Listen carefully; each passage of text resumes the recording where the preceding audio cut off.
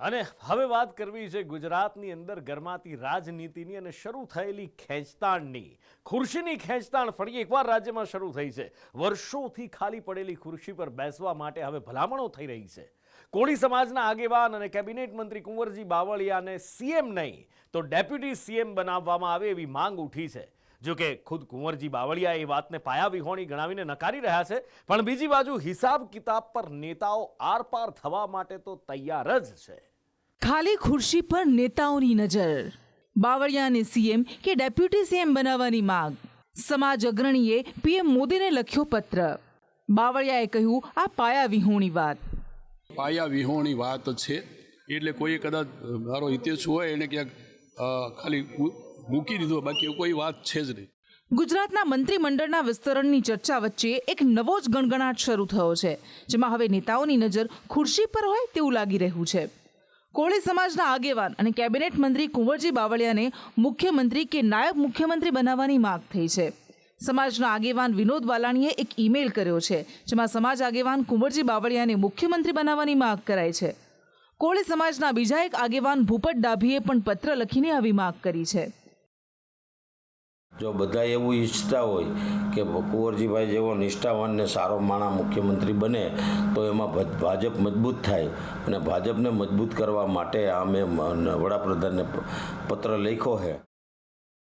સમાજ આગેવાનો દ્વારા આ પ્રકારના સમર્થન કરવા પાછળના તર્કની વાત કરીએ તો ખુદ કુંવરજી બાવળિયાની આ પ્રકારની ઈચ્છા હોય. સમર્થકોએ લાગણી પ્રદર્શિત કરવા આ માંગ કરી હોય. મંત્રીમંડળના વિસ્તરણ સમયે પાર્ટીનું ધ્યાન ખેંચવું હોય. જો કે આ મામલે ખુદ કુંવરજી બાવળિયા ના પાડી રહ્યા છે. માંગને પાયાવિહોણી ગણાવી રહ્યા છે. એવી કોઈ માંગણી છે જ નહીં. કોઈ લોકોએ આ તો ઊભું કરેલી વાત છે. જે નિર્ણય કરવા તો હાઈકમાન્ડ કરે, કોઈ માંગણી થોડી વાત છે. એટલે તો કોઈ બિન પાયાવિહોણી વાત છે એટલે કોઈ કદાચ મારો હિતેશ હોય એને ક્યાંક ખાલી મૂકી દીધો, બાકી કોઈ વાત છે જ નહીં. પરંતુ રાજનીતિ તો ખરી રાજનીતિ છે. રાજનીતિમાં નાનો મતલબ તો હા જ હોય છે. બાવળિયા કોઈ નવા ખેલાડી તો છે નહીં. કસાયેલા અને માહિર નેતા છે, કારણ કે રાજ્યમાં કોળી ઠાકોર સમાજની સૌથી મોટી વોટ બેંક છે. તેમ છતાં રાજ્યમાં એક પણ મુખ્યમંત્રી કે નાયબ મુખ્યમંત્રી કોળી સમાજના નથી બન્યા. બીજો મુદ્દો કે ગુજરાતમાં આગામી સમયમાં સ્થાનિક સ્વરાજ્યની ચૂંટણી આવી રહી છે. ગુજરાતમાં કોંગ્રેસ મજબૂત બની રહી છે. રાહુલ ગાંધીએ સંસદથી ગુજરાતમાં દંગલની વાત કરી. ગુજરાતમાં આવી તેનો હુંકાર પણ ભર્યો. તેવામાં સૌથી મોટા સમાજના નેતાને સાચવવા, આ મામલે ધ્યાન દોરવા આ પત્ર લખાયો હોય તેવું પણ લાગી રહ્યું છે. વરિષ્ઠ પત્રકાર અને રાજકીય નિષ્ણાંતોનું પણ આવું માનવું છે. તો કોળી સમાજના અન્ય આગેવાનો, રાજ્ય સ્તરનું એમનું સંગઠન છે, આમાંથી કોઈ એવો સૂર ઉઠ્યો નથી કે ના તો કુંવરજીભાઈ બાવળિયા આ બાબતે કશું જ બોલ્યા છે.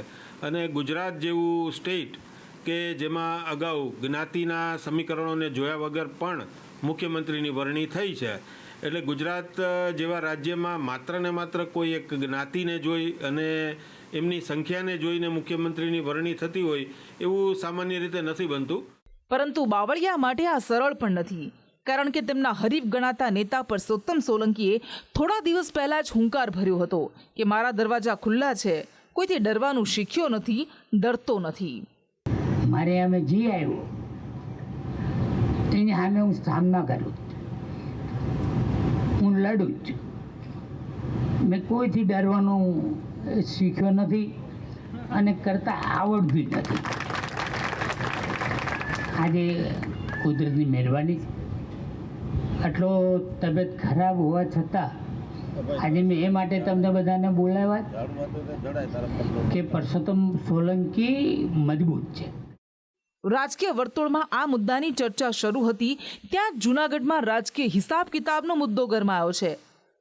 થોડા દિવસો પહેલા સાંસદ રાજેશ ચુડાસમાએ નડવાવાળા હિસાબની વાત કરી હતી, જેના પર આજે કોંગ્રેસ નેતા અને પૂર્વ ધારાસભ્ય પુંજા વંશે પલટવાર કરતા કહ્યું છે કે સમય, સ્થળ અને તારીખ નક્કી રાખજો, હું તૈયાર છું. કોણ ક્યાં છે તેની ખબર પડી જશે. આ 10 વર્ષમાં તમને જે કોઈ પણ ખાટા ઓટકાર આવતા મને જે લડ્યા છે એમને મૂકવાનો નથી. એ પણ આ જાહેર